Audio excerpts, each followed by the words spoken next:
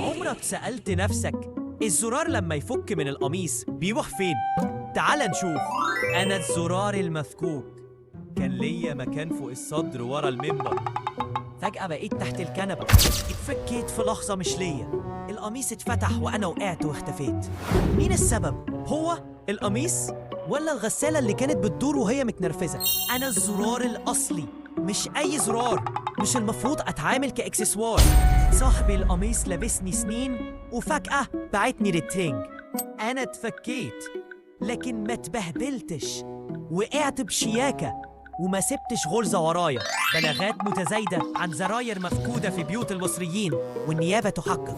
اتجمعنا أنا وزرار البنطلون وزرار الجاكيت وشكلنا جروب اسمه المفكوكين الشرفاء. في زرار اتخيط مرتين وفي كل مرة يتفك. ده مش زرار، ده ضحية. أنا فقدت هدومي بس محتفظ بشرفي. أنا الزرار اللي كان راجل. لو الزرار اتفك من عندك اسأل نفسك ليه. تابعونا في بتقول ايه وشارك الحلقة علشان كل زرار ياخد حقه.